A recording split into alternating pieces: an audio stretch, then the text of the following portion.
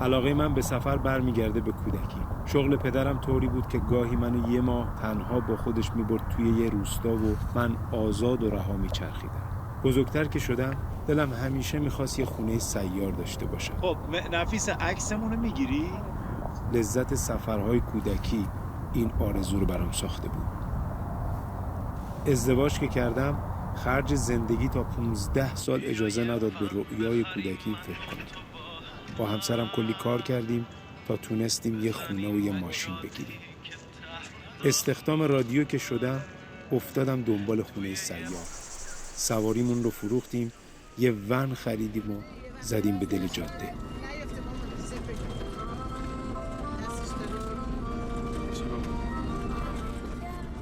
خرج سفرهامون رو هم از برنامه‌های سفری که برای رادیو تلویزیون می‌ساختم در می‌آوردیم. همه چیز خوب داشت پیش می‌رفت.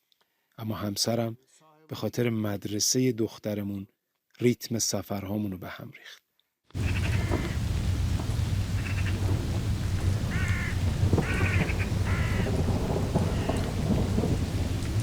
سلام، اینجا رادیو کمپر. قراره به جای مامانم واسهتون حرفاشو بخونم، چون مامانم از دوربین و صدا و اینجور چیزها زیاد خوشش نمیاد. برای همینم نذاشت که بابام برای این فیلم بردار بیاره. دینا ببین من دیده میشم این تو دقیق. آره اونجا بهتر میتونم تمیز کنم. نباید ببریش عقب‌تر. الان قابش خوبه؟ نقابشو من هم میزدم تو میزد تمیز کنم. آره. خب یه میز تمیز کن. آبش خوب بوده. من نمیخوام تصویرش پخش بشه که بعدا خودش یا بگه به یا به چالش برسه. مثلا بگونی چه اتفاقی میفته؟ من میگم هیچ اتفاقی هم نیفته. من بعداً تو آینده من نمیدونم حال هوای اینا چی باشه. من حق ندارم این کارو بکنم. تصویر اینا رو پخش. حق دارم خودمو پخش کنم چون من الان یه جایی انتخاب میکنم. میگم من اینجا میخوام نباشم و اینجا میخوام باشم. 50% توی دیگه. 50% این ورش چی؟ 50%.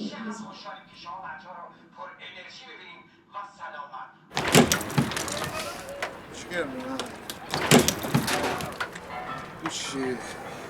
هواکش راه کسیده هفته سازده؟ نه خوش میرم یارو این از اروپا برشته بود دورش هم بابا این درشی مال یا بخاری یا مال کولره مال هرچند ترچی تامین هواست که به درد ما نمیخوره. دیدیم بابا چی کار داره میکنه؟ توی ماجرای کمپر همیشه یک نفر همراه ما بود. پسردایی بابام که پسر عموی مامانم هم هست گرفتار شده بود. البته اول همسرش یعنی دختر خاله بابام که همون دختر عمه مامانمه گرفتار شده بود. ما خیلی تو هم دیگر ازدواج کردیم.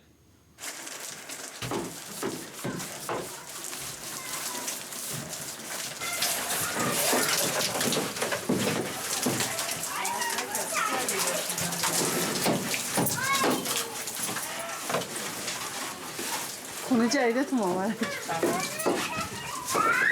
شام تشریف بیارید منزلمون. حالا فوقش آرزا الان فیکسش نکنیم، سوراخاشو بزنیم، جاش آماده بکنیم، موقع نجاری خواستیم بکنیم با چوب ترازش بکنیم.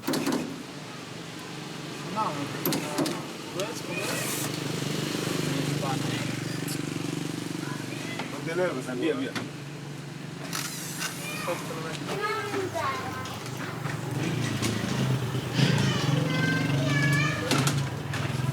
چه متریال ساده ایه. کجا میری نه؟ مامان و بابا هیچ مشکلی در سفر بودن نداشتن، ولی بالاخره اصرار اطرافیان اونا رو مجبور کردن که منو ببرم پیش دبستانی تا برای مدرسه آماده بشم.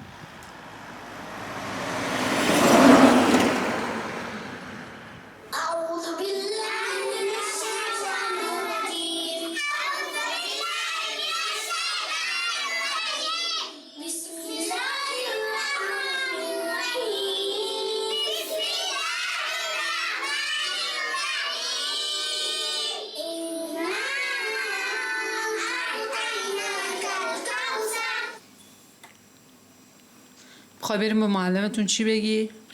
میخوام بگم یه ذره بچه خسته میشه، خواد دلش بازی کنه. بعدش میگه خانم میشه فردا نفسم بیارم، بعد میگه بله. بعدش میگه زود مینفسم فردا قول فردا قول میدم زیاد بریزم. ما میشه آره چی بنویسی؟ مشقم. خب شما دیشب قول دادی که امروز بنویسی. فردا قول میدم همش رو بنویسم. دیشب هم همین قول رو دادی؟ همش رو قول میدم. قول دیشب قول دادی؟ خواهش دست رو لنز بردار. بنویسم. آره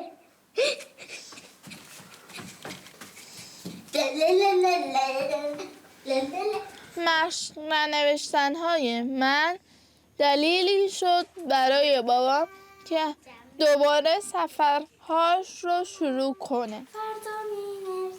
کلی مطالعه و تحقیق کرد تا به مامانم ثابت کنه سفر بهترین مدرسه برای منه.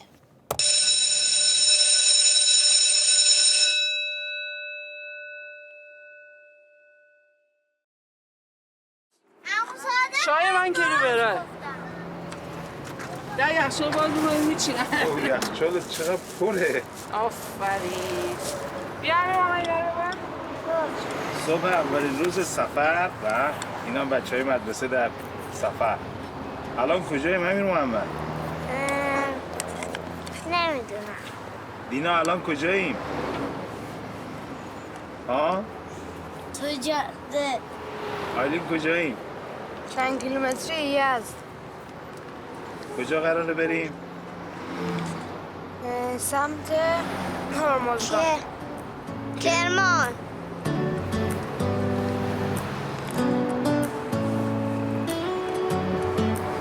اینجا رادیو کمپه، صدای من از جنوب ایران میشنوید. About to break while everyone I know's out. On a trip, on a boat, on a lake. I'm tired of feeling all FOMO, babe. I don't. خوراکیه که میزدن سرش که من فهمیدم. خب بگو. ملوف. آفرین یکیش ملوف بود دیگه. یکی میگو. آها میگو بود. دینا این نگه دار. یکی دیگه هم بود. مرکب مایی هم بود.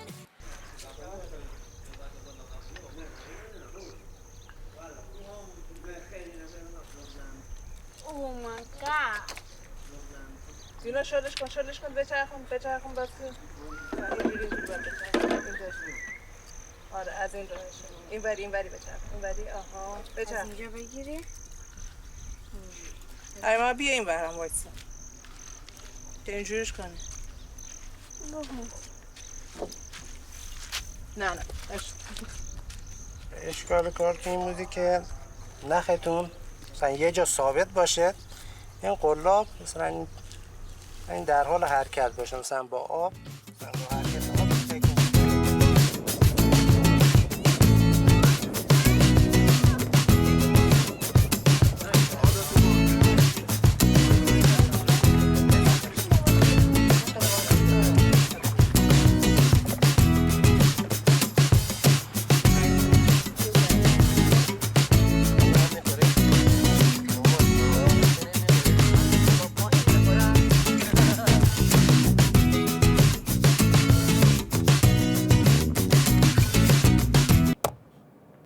بنویس یک اینجا رو همین خط، رو این خط اولی. آیلین چل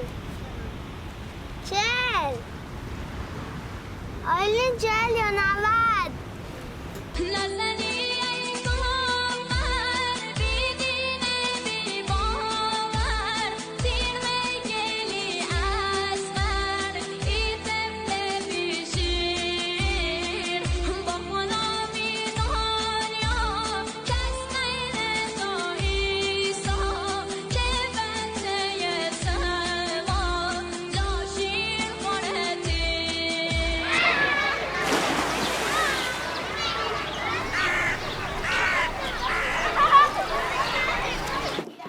تو باور داری که ما نمیخوایم بچه هامون بدبخت بشن؟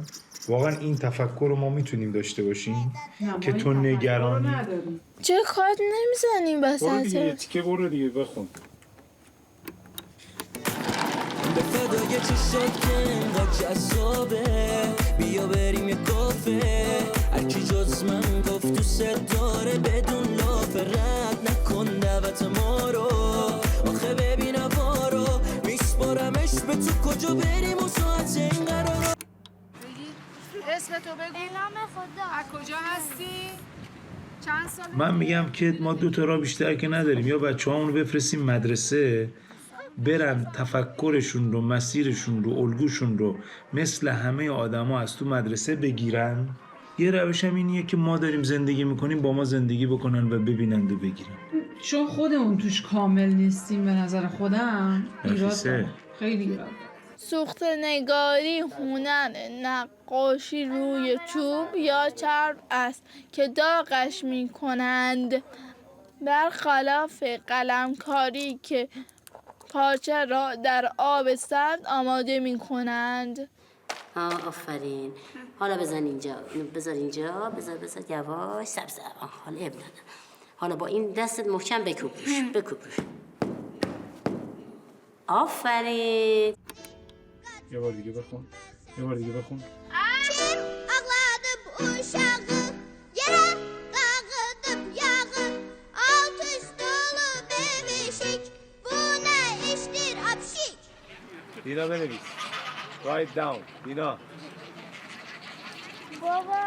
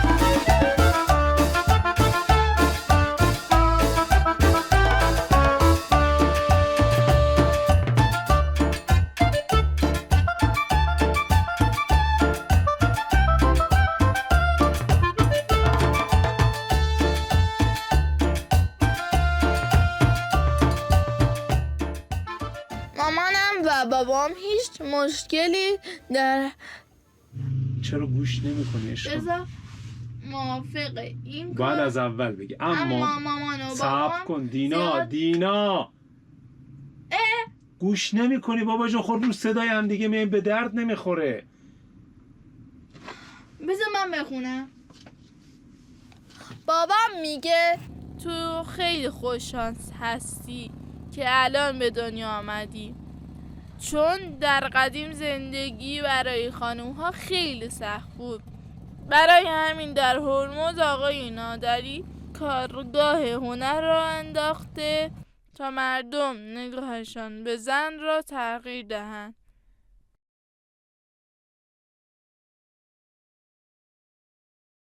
من دوست دارم پدر کمپر باشد، چون خیلی به کمپر فکر می کند. برای همین رادیو کمپر را ساخت، مثل پدر بلوط که فقط به بلوط کاشتن فکر می کند. میدونیم که 60% اکسیژن کره زمین توسط برگ درخت‌های ما تولید میشه.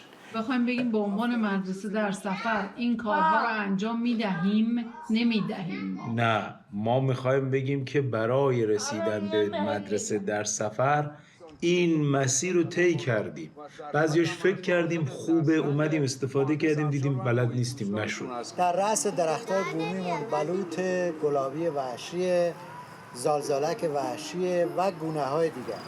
جایزه‌ای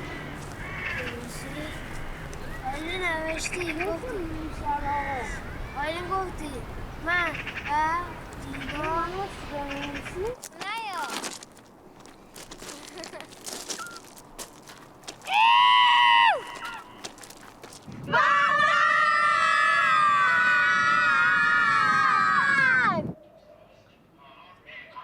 ببین الان من یه سوالی دارم. کجای مدرسه در سفری که ما ایده‌شو داریم کار میکنیم فکر میکنی فیکه؟ ما چی کار کردیم که فیک بوده از نظر تو؟ ببین یه جاهای ما ناخواسته رفتیم توک زدیم و این توک زدن رو فیلم گرفتیم. خب کسی که میبینه میگه به به. و چرا ما نباید بگیم که ما این کارا رو کردیم؟ برای اینکه تو بخوای یه سبک زندگی و یه سری چیزا رو باید خیلی لایه ها رو در نظر بگیری و بگی. من به عنوان کسی که مثلا مادر هستم و حالا تدوین بخوام بکنم، یه جاییم تو کارگردانی دارم دخالت میکنم، خیلی چیزا رو نمیذارم. افتادیم رو دور بته.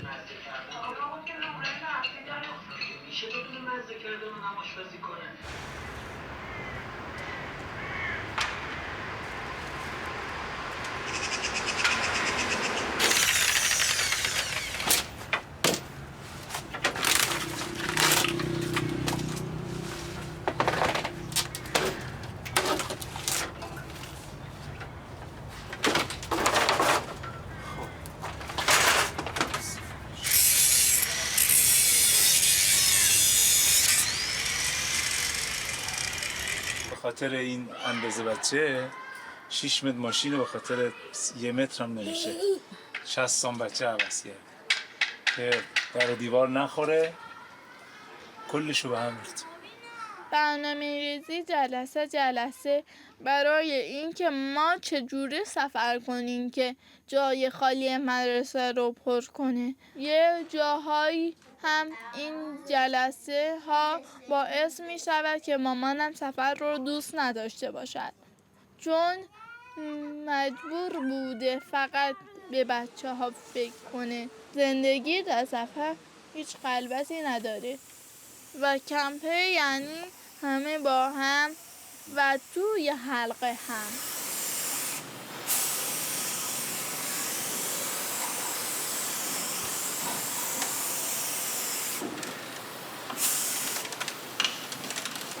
الان چون تو ارتباط با آدم رو دوست داری لذت میبری. حالا دینام بهانه شده، بهانه که نه، حالا اولویت شده هرچی. خب چون لذت میبری پس میری. ولی من اگه لذت نبرم نمیتونم برم. کلا از لحاظ امیر محمد و آلا میدونم برای این 2 نفر بهترینه این اتفاق. خب واسه آیلین یه مقداری مرددم. خب این دیگه اصلا موضوعی که نه آیلین اگه برنامه آیلین بوده میشیش مخالف ماره. الان همه یکی دارم بهت میگم وقتی که میاد یک دفعه مرد داخل دو اینجا مثلا رفقاش هستن، میبینید نمره گرفتین 20 ای گرفته مثلا 15 اعصابش با هم برازم میان گیری عوضاری و دلگیری رو مثلا. ولی اگر بدن برنامه سفرش ایست که 5 ماه خبر سفر اصلا هیچ چیز نداره، آخر ترم هست خبر امتحانش بده بیش ربط نداره چند مره چند نمره. حالا من این سوالم از صادق بودش، واقعا این مشکل واسه ما پیش اومده. آیلین یه ذره با سفر مخالف شده. ببین این جواب تو خود تو خیلی مهمی که چجوری بتونی تفهیم بکنی موضوع سفر رو و بهش یاد بدی که از سفر چی داره یاد میگیره. در واقع ببین وقتی اون میره توی یک نظام مدرسه‌ای قرار میگیره که اون ارزشه نه سفر، قطعاً این براش مهمه. ولی اگر یاد بگیره که اتفاقاً این ارزش نیست چون مادرش اون مسیر رو رفته به نتیجه نرسیده، باباش اون مسیر رفته به نتیجه نرسیده، ارزش یه چیز دیگه باشه، این درک رو پیدا بکنه تمام. راهکارش هم داره رضا میگه. همین میگه خب مثلا یه مدرسه میبرن یه موقع ببرن یه موقع نبرن، نمیتونی این ارزش رو ببری. راهکارش رو میگه دیگه، راهکارش رو گفت.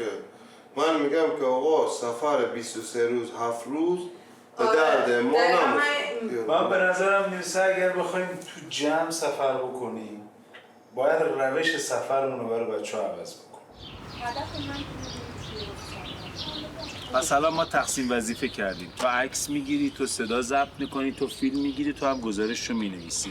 الان میخوایم تمرین کنیم ببینیم بعد از ظهر که میریم یاد گرفتیم یا نه.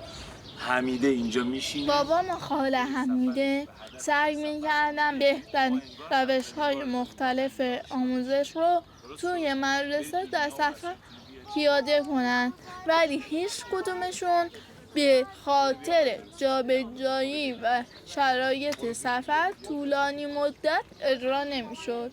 ما قرار صندوق اسرار دیروز رو باز کنیم ببینیم چی نوشته. باز کن ببینیم. دینا خوب بود، صادق عالی، رضا عالی، حمیده عالی، نفیسه عالی. نمایش فیلم دینا و امیر محمد همکاری خوبی نداشت. آقای ناظم نظر آیلین رو گوش کنی؟ یه بار دیگه بگو. به نظرم چیزایی که در موردم نوشته بودن درست نوشته بودن. به آیلین هم یک بلوک میدیم بابت درس دادن خوب به اینا، بخاطر اینکه آیلین هم دو سه تا اشتباه داشت. امروز بلوک چیزی نمیگیره، فقط بلوک در کار گروهی میده. یعنی انشالله روزای بعدی چه بلوکایی میخوای به آیلین بدی؟ الان به آیلین بلوک جمع من گزارش هم نوشتم بابا. خدا در قرآن بارها از این نعمت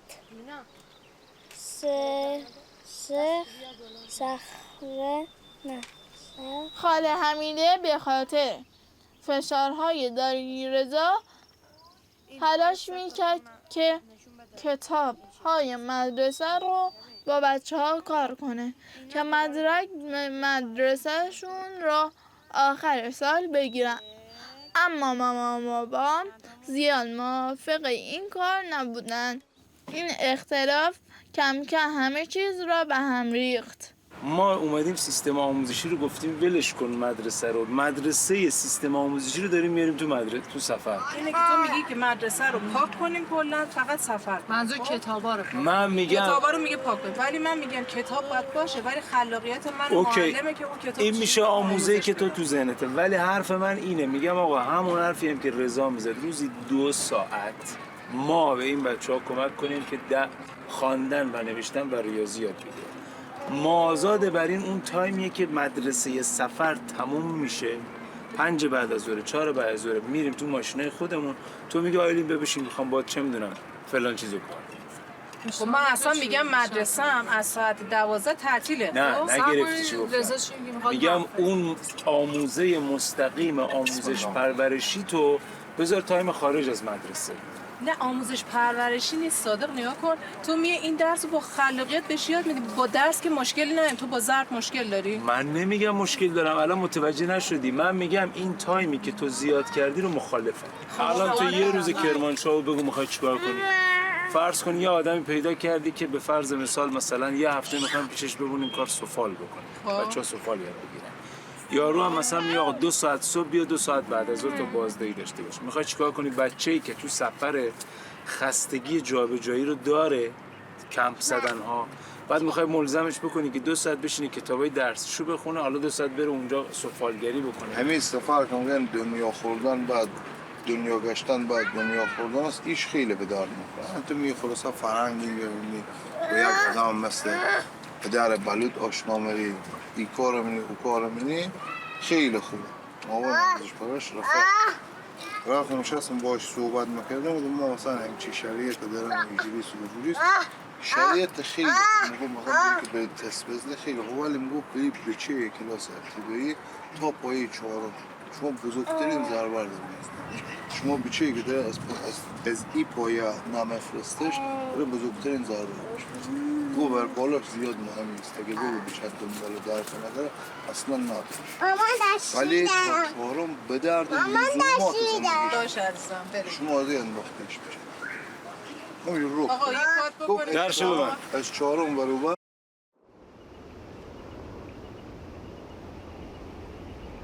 مهارت مهمتر از مدرکه. این نگاه مامان و بابام بود. بعد شما چیه تو کتابای درسی داری که به در زندگیت خورده؟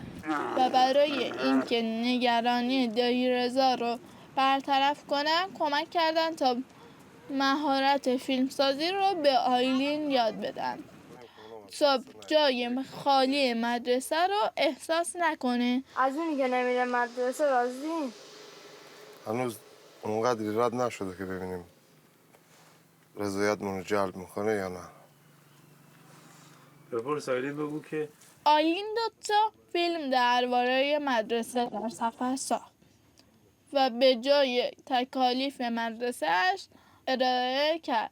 فیلم هایی که در مطابق پرسش آموزش و پرورش مقام استانی و کشوری گرفت. اگه به کودکیت برگردی دوست داری چجوری مدرسه بری؟ اگه به کودکیم برگردم دوست دارم مدرسه نرم. تو دوست داری خودت بری؟ نه. آره من مدرسه رو یکم دوست دارم. چرا؟ کلا من مدرسه و درس خوندن دوست دارم.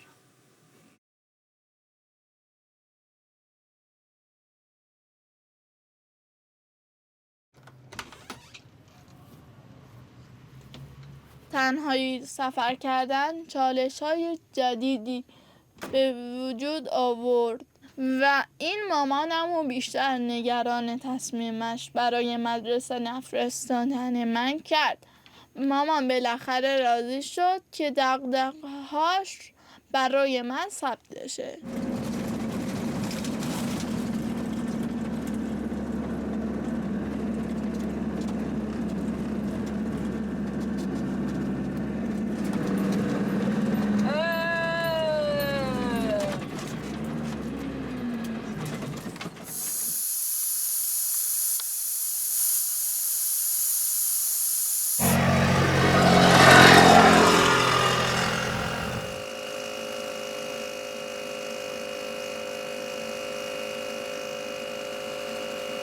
اگه خودت هم رفته بودی رو اینا گیر میکردی فرق نمیکرد.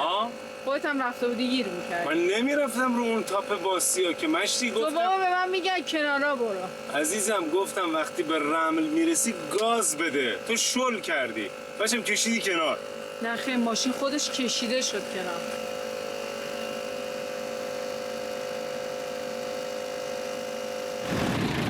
برو.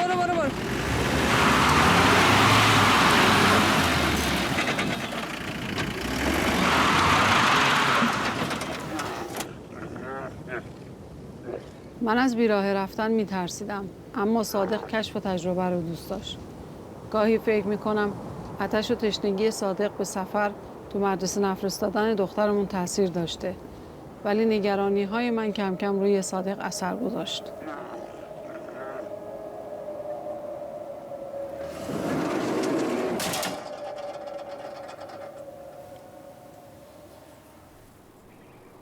سه چهار شب پیش اتفاق افتاد.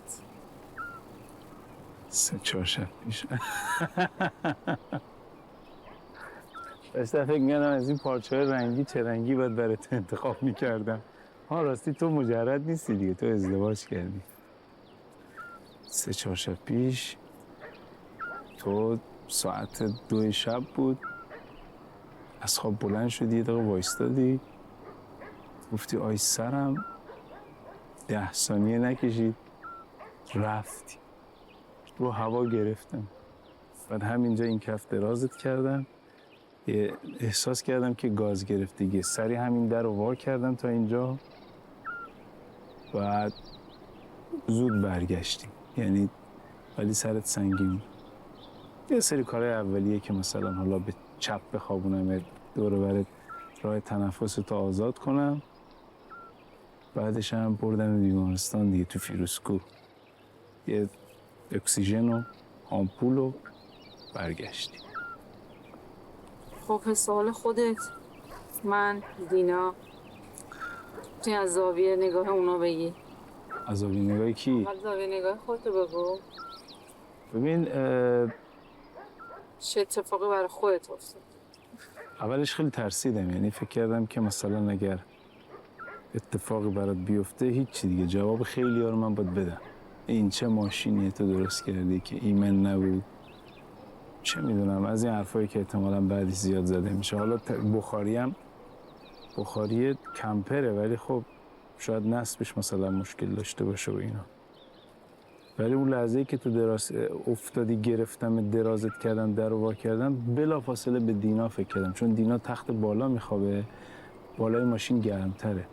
گفتم حتما دینا تموم کرده.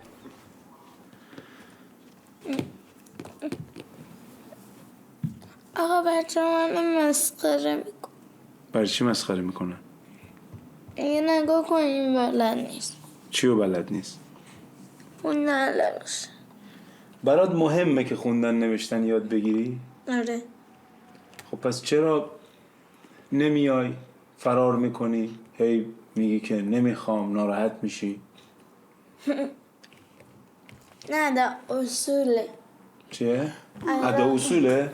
خب من که نمیتونم این نازه تو بکشم بابا برای این کار.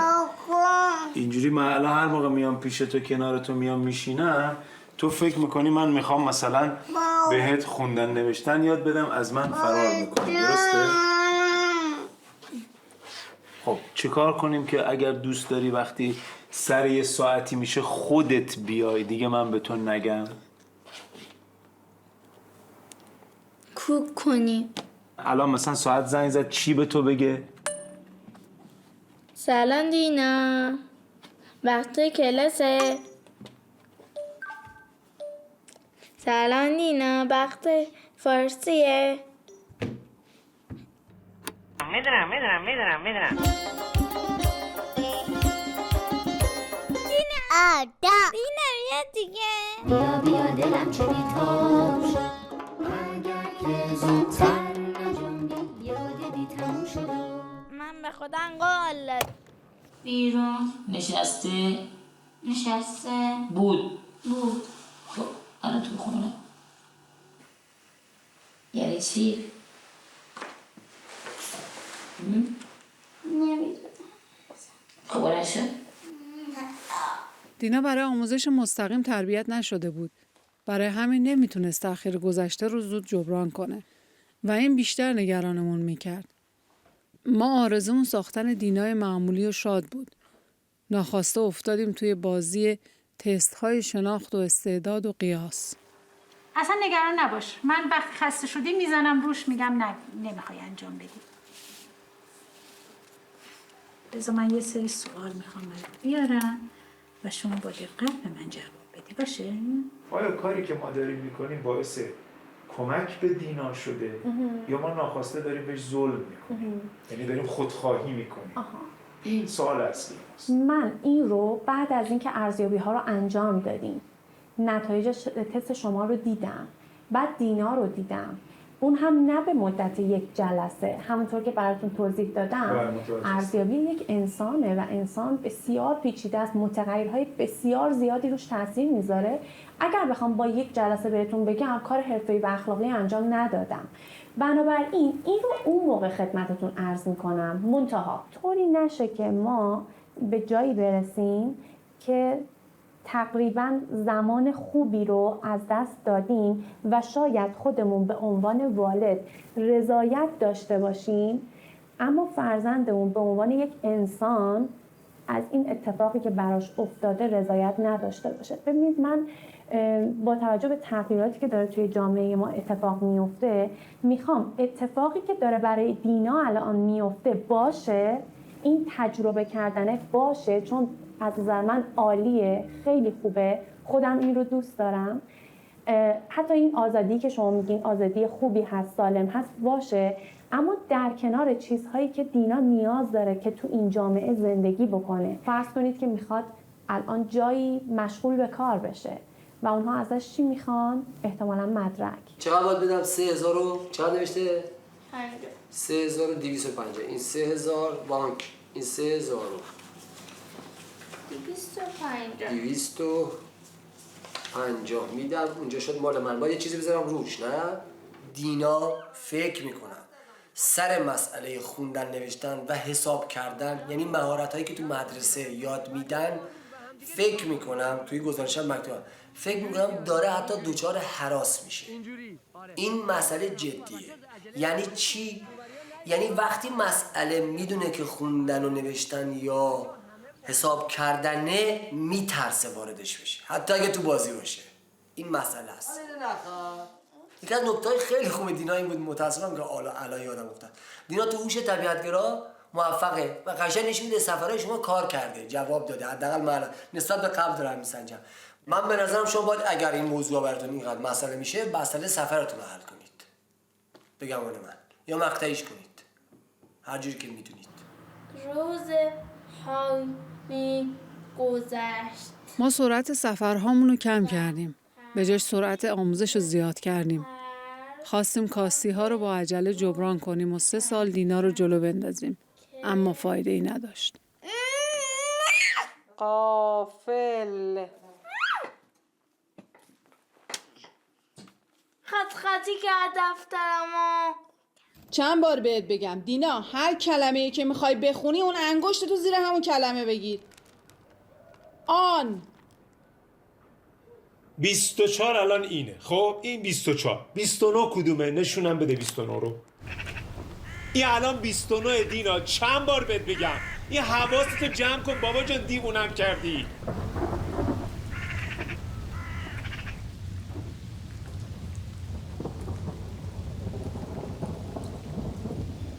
من سوالم از تو اینه که هر چند ماه، هر چند وقت یه موضوعی ذهنتو درگیر میکنه، تو چرا نمیخوای بپذیری همون جوری که ما هستیم باید زندگی بکنیم؟ صادق تو هم نپذیرفتی. چرا الکی نپذیرفتم؟ نگو نپذیرفتی.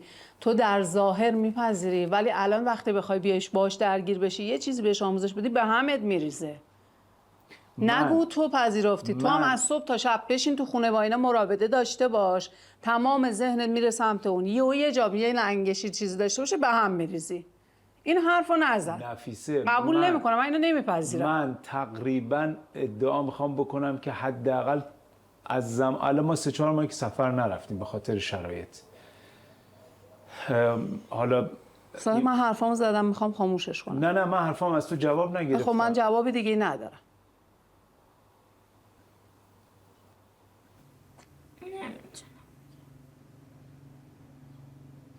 نمیتونم بگم. اون روز هم که میخواستی حرف بزنی همینجور گریت گرفت، من گفتم بذار بعدا با هم حرف بزنیم، الان وقتش.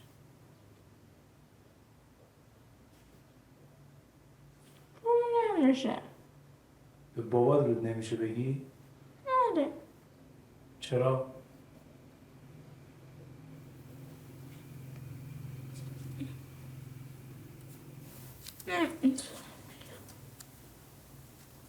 اگه چند جلسه مدرسه امتحانی برم میشه؟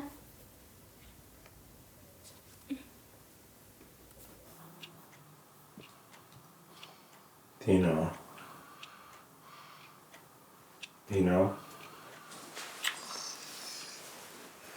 تو صبح غلط کردم، نمیخوام برم مدرسه.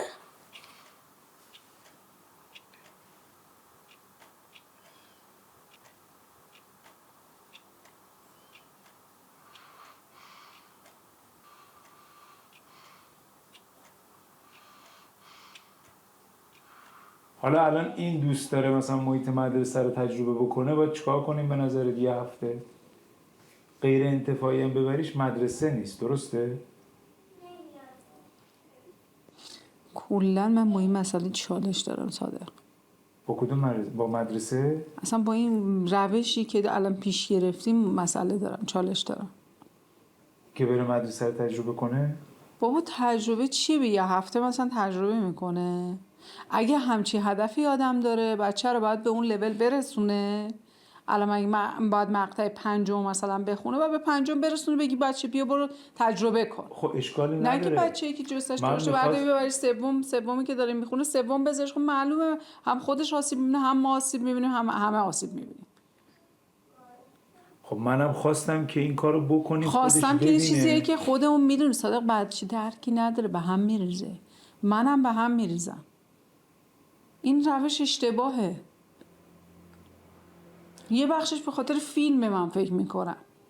که چیکار میکنم؟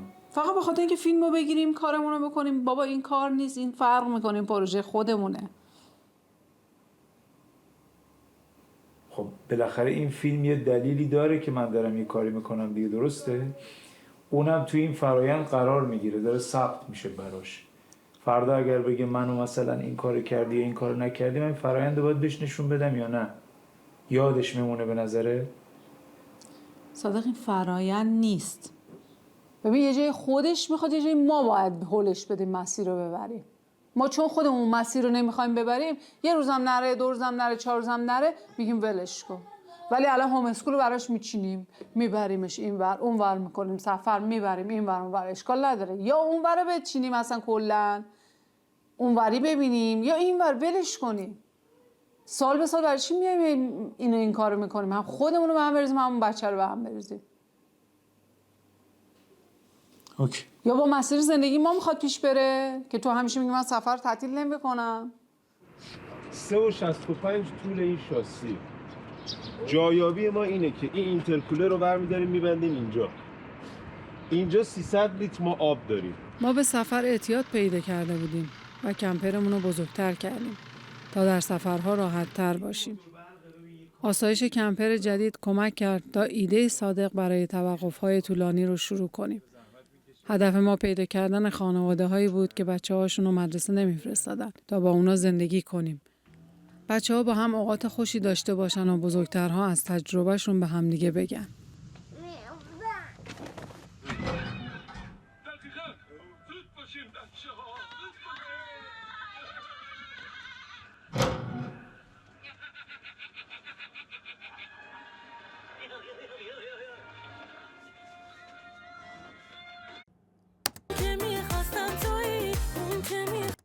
ندارم طاقت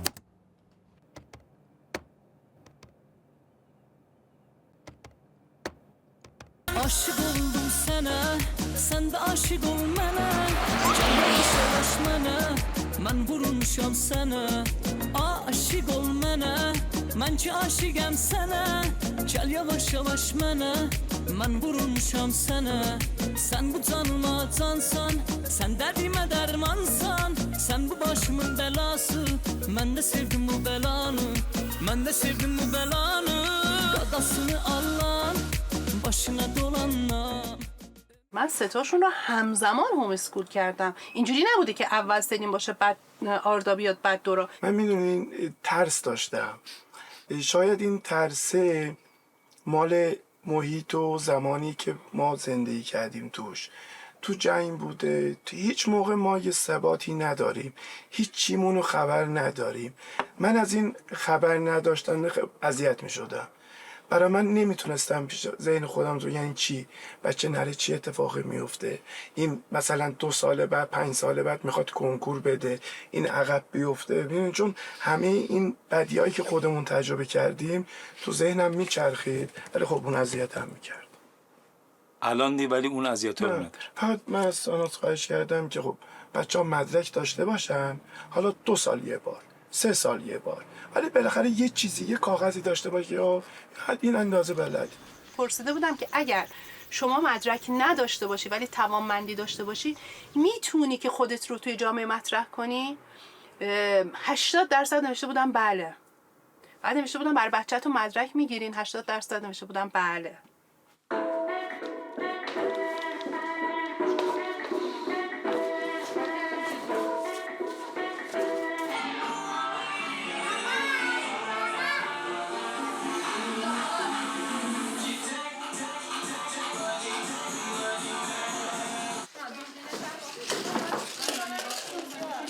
سفر یه رهایی و بی‌نظمی در زمان داشت که نمیشد به خاطرش معلم گرفت و آموزش دینا رو جلو انداخت. برخلاف ساناز و احسان که خونه‌شون رو تبدیل به مدرسه کرده بودن و طبق یه برنامه منظم با حضور چند معلم مهارت‌های لازم رو به بچه‌هاشون یاد میدادن. من مثل ساناز دنبال مدرک گرفتن برای دینا نبودم، اما خوندن و نوشتن و مفاهیم ریاضی رو ضروری میدونستم. مدرسه سفری ما در طرح اولیه 3 درس اصلی داشت: هنر، زبان، ورزش. و قرار بود دینا در طی 5 سال در فضای آزاد این 3 مهارت رو با انتخاب خودش یاد بگیره. اما بیفایده بود. ما نمیدونیم دینا و دادمر در سفرها چه چیزهایی رو به دست میارن و چه چیزهایی رو از دست میدن. حتی نگرانیم که شاید بیش از ظرفیتشون اونها رو در معرض تجربه قرار دادیم. فقط اینو میدونم روش ما مثل روش ساناز زود بازده نیست. برای همین مدام تشویش و دودلی دارم. Il est vraiment léger ce panier. Tu sais pourquoi? Parce que c'est un panier magique.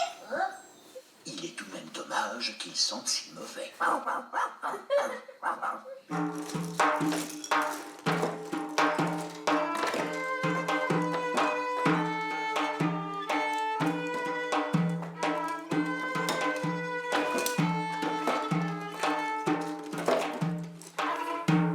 اصلا به دوربین نگاه نمید. دوربین هم داخل است، داخل هرچی دختر اینجا عمل بینیا، ما هم تو خونه بیکار منتظر چینیا. رفتن فیلیپینیا، اینا میرن و نمیان، کیش تا ابد واسه ماست، واسه ما ایرانی.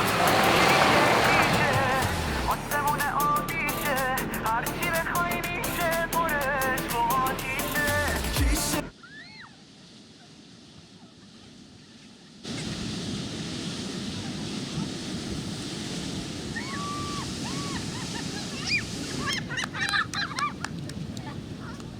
این رها بودن رو اگه ندیم به بچه، من به نظرم سیستم هوم اسکول اصلا اصل ماجراش آزادی بچه است. شما خاطرتون جمعه که داره خودش یاد حافظ همه چیزو بلده. من اینی که میگین بعضی وقتا به این فکر کردم که من اگه بچه دومی بیارم برای خودم چالشی شکم. بچه دومم آیکیوش مثل حافظ نباشه، با آیکیو نرمالی داشته باشه. حالا حافظ چون تستشو گرفتم میگم، اینم به خاطر عشق مادری نمیگم، تستشو گرفتم آیکیوش 140. شاید بچه بیارم آیکیوش 100 باشه کاملا تو، یا نه اصلا بچه بیارم که چون الان سنم بالاست که یه زمان تصمیم بگیرم مثلا آیکیوش پایینتر از حد نرمال باشه، اونجا چه تجربه‌ای خواهم کرد و چه نگرانی خواهم داشت. به نظر خودم که الان با توجه به اینکه حافظه از سر گذروندم، به راحتی اونم هوم اسکولش میکنم، چون میگم بر اساس میزان درکی که خودش داره از اطراف یاد میگیره. میتونی وارد بحث عقیدتی هم بشی؟ آره مشکل مثلا اساسیش این بود. آره به شرط اینکه شالتو سرت کنی. روشن شد دوباره. میافته چرا؟ اونم روشن شد.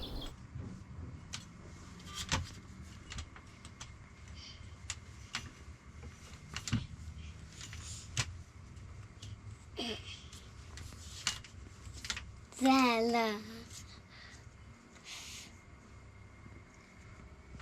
تجربه امروزم میگه حتما دادمهر رو به مدرسه نمیفرستم، اما چون نسبت به فردای دینا هنوز بی تجربه هستم همچنان چالش دارم. دینا تا چند وقت دیگه پا به سن نوجوانیش میذاره و من نمیدونم آیا اون میتونه با همین روش وارد جامعه بشه. داری چشامو میگیرم بازم چشام دنبالته. حالا یت کوچه حالا دوت کوچه چشو چره همه شد دالوچه، هر جا میشینه جمع میشه مورچه، بس که شیرینی عین کلوچه. اومد دل منو دیر گیر، نفهمیدم چند گیر، یه خورده هرسم داد و همه قند دار و او قند گیر، یک کله بام جای گیر تا که مخم هنگ گیر، یک صورتی شد که نگو رفت و همه رو رنگ گیر، بس که دلش سنگه آخا، چشو چارش هفت رنگه آخا، کاشکی بفهم خینگه آخا، تیلون براش تنگه آخا. تنبلی یکی از دلایل اصلی ما بود. کسی باور نمیکنه بابا من حالا حوصله که صبح باشی این بچه رو از وقتی بچه 7 میخواد بره بیرون تو بعد 6 نیم پاشی.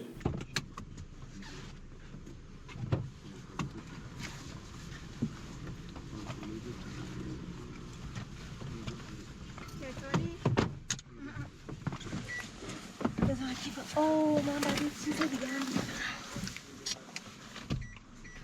هلو خوشگلا این قسمت رو ادیت کنی.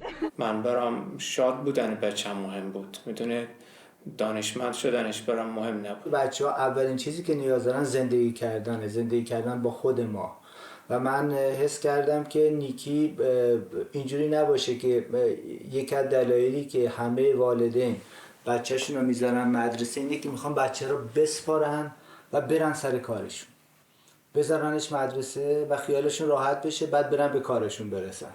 یعنی بچه رو به عنوان یه تهدید حساب میکنن، به عنوان یه چیزی که مانع کار و زندگیشون میشه. اینا من سعی کردم این بینشه در خودم ایجاد کنم که خب من با نیکی زندگی کنم.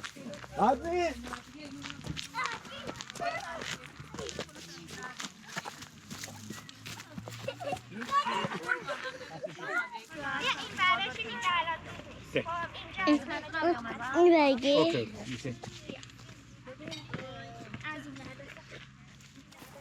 بودن در کنار خانواده هایی که مثل ما فکر میکردن مایه آرامش بود.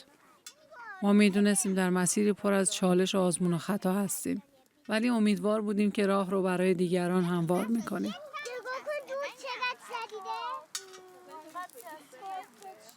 جامعه امروز از شما میخواد که یک بچه‌ای داشته باشید که توی یک 4 دیواری بشینه، از سرجاش هم تکون نخوره و اون چیزایی که شما میخواد انجام بده. بعد اگر هم که این کار انجام نداد چه کار میکنه؟ برچسب میزنه.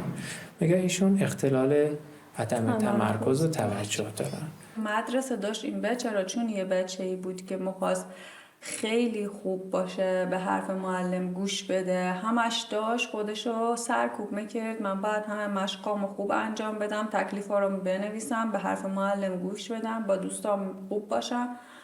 بعد اومد اینجا اصلا ما خوشحاله، مثلا یه تغییر عجیبی تو مریا دیدم که قشنگی رو میبینی الان سر همسن سالش داد میزنه، نمیگه، بیان میکنن ناراحتیشو. اون موقع یه امیدی میرخت تو خودش، ما نمیفهمیدیم چطور شده. میتونم بگم تعاملاتشون از بچه‌ای که میره مدرسه خیلی بیشتره.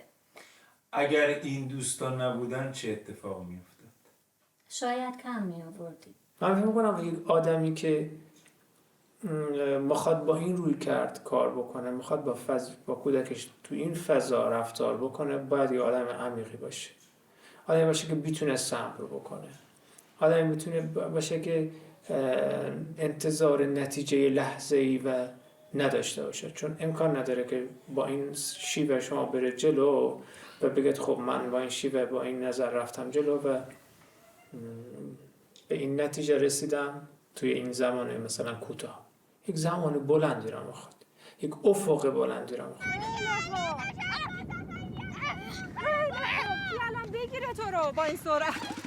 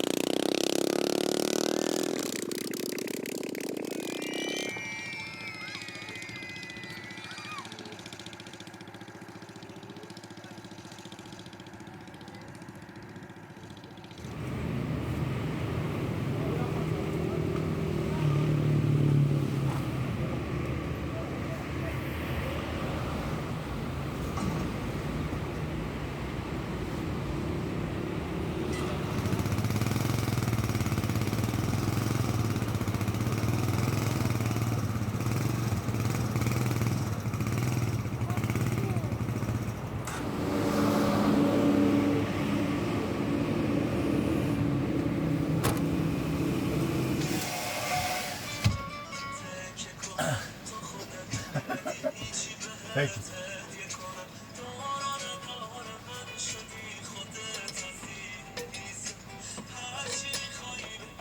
Next.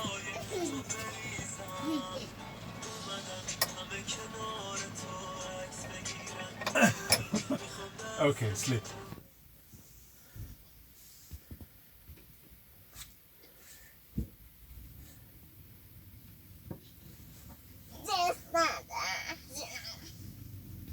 Gina. Nina.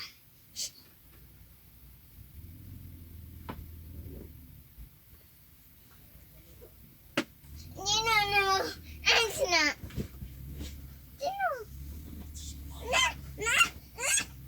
تا قبل از جدا شدن رضا و حمیده از مدرسه در سفر، دغدغه اصلیمون برخی آموزش‌ها متناسب با سن دینا بود.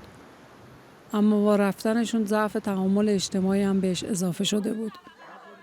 ما تصمیم گرفتیم زمانهایی که در سفر نیستیم یه گروه اجتماعی ثابت برای دینا و دادمه پیدا کنیم.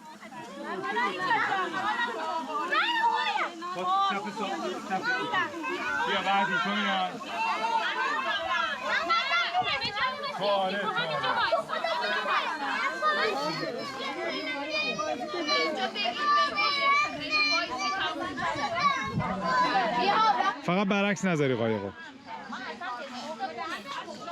برعکس گذاشتی. بذار بیاد آها بذار اونوری. آفرین. 3 2 1 بیرون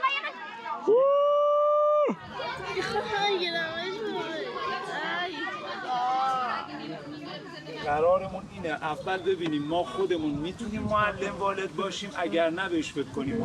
الان گروه هم بشیم اتفاق نمیفته. تجربه همراهی با خانواده‌های هوم اسکول تهرانی موفقیت آمیز نبود. هر خانواده متناسب با نیاز فرزندش از جمع انتظاراتی داشت. حتی بهتره بگم جامعه‌مون واقعی نبود، چون خودمون چیده بودیمش و بچه‌ها مدام به ما چسبیده بودن. مجبوریم که یه کاری براش بکنیم، چون دیگه به هممون میریزه، نمیتونی تو کار خودتو بکنی، نه انرژی داری برای اون کاری بکنی. این به نظر شما چی کار باید کرد؟ چند سال پیش میشه بگی چه جور نگرانی داشتی؟ همیناییه که ما داشتیم. آره. شارژ اطرافیان خیلی اذیت میکنه. آره.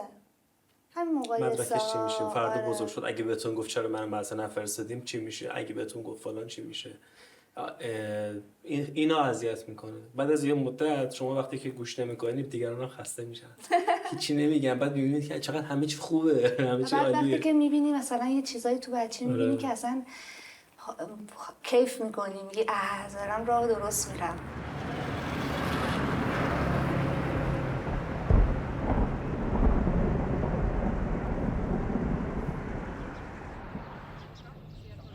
اینم برنامه درسی که دختر خانم برای خودش اینجا نوشته و کار کنه.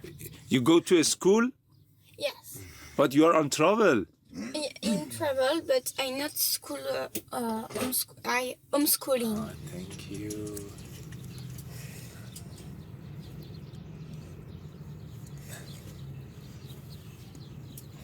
Thank you so much. Okay, thank you. So, بریم داخل کمپرشون رو ببینیم. Can I take a video from inside? Yes. Okay. این جا کفشیشونه، یه فورد ونشون. اینجا تخت 3 تا بچه‌شونه، کوچولو این پایینه. دادون کامین. این تخت دومشونه، اینم تخت سوم. این کمد لباسه، یخچالشون، بالا تخت خانواده است و این هم نشیمن و بچه‌ها که الان دیگه باید مشغول درسشون بشن. Our big problem is school because it's first time for us. We have to teach our children. We are not teacher, and so we don't know if it's good or no good. I think for future, if you can do something perfect, you don't need certificate. I have the same ideas, but in my country, if you don't have a certificate, it's not possible for the job. Yeah, You don't right have now, chance yes. to- Yes, right now, yes. I think travel is the biggest school for children because you visit everyone by each age. You have to connect with that, Yes. make a conversation. Yes. I'm Jordan. Yes. You learn history, geography, Yes. mathematics, when you change your money. Yes. Yes. I You have a like lot of exercise to Yes. learn.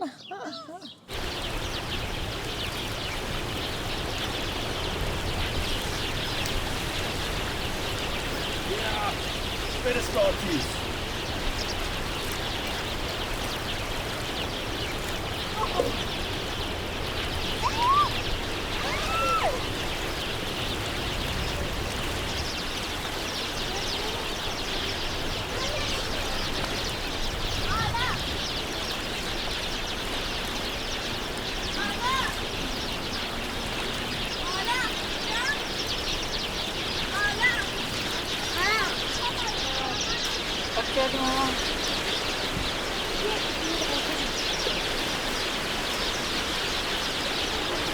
رضا با اینکه خودش هیچ مدرکی نداره ولی اصرار داشت که بچه‌هاش مدرکشون رو بگیرن. اما عدم علاقه پسرش به مدرسه باعث شد که مسیرشون رو طور دیگه‌ای بچینن و دوباره همسفر همدیگه شدیم. تصمیم گرفتیم در سفرهای جدید کمتر برای بچه‌ها برنامه بریزیم و اجازه بدیم بچه‌ها با تغییر سن و سال طرز تفکر خودشون رو پیدا بکنن.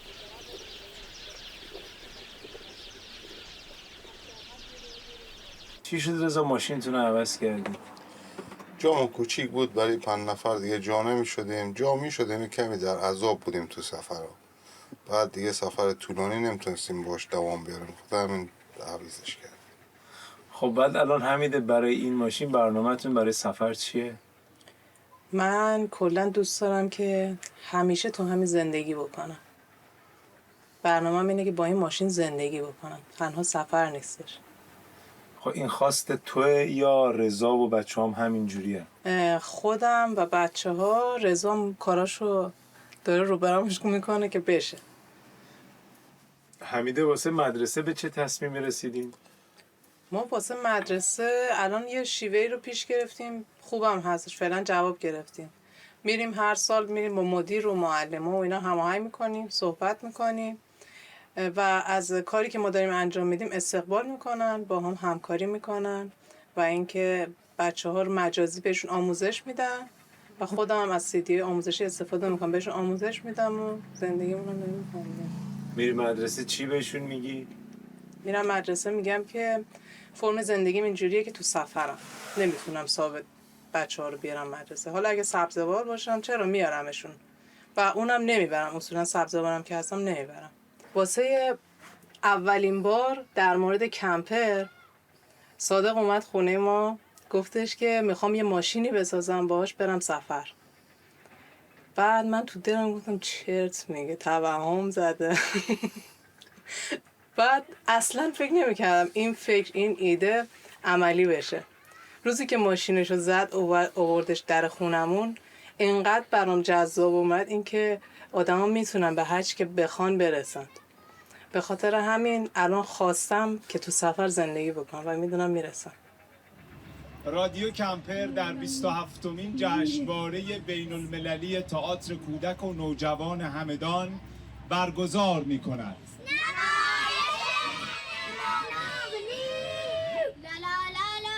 گل زردم نبینم داغ فرزندم.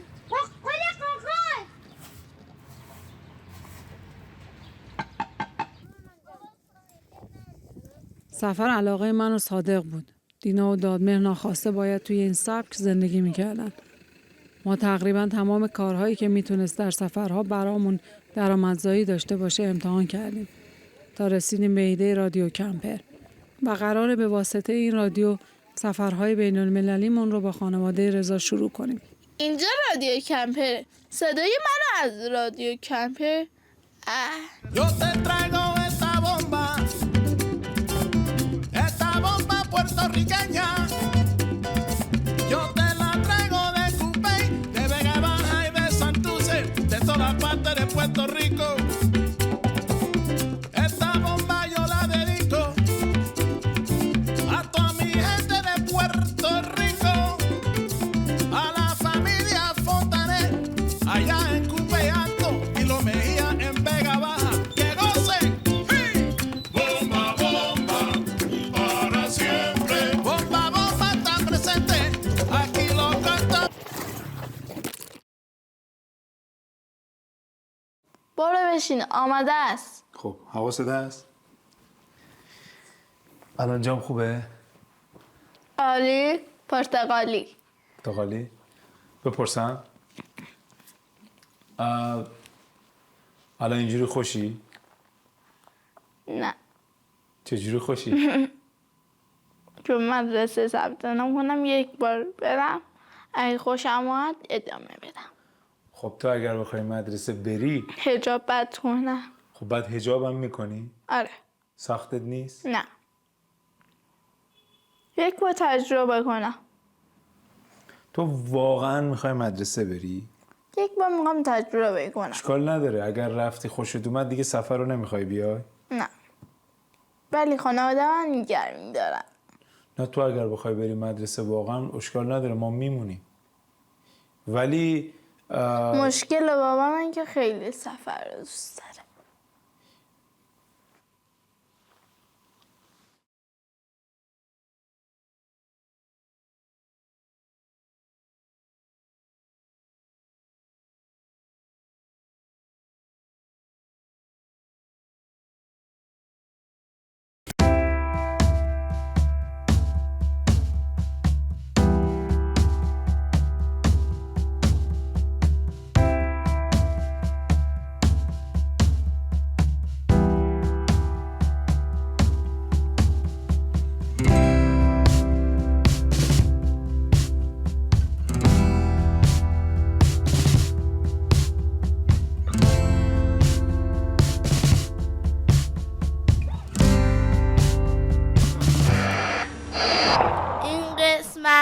سفر به تبریز.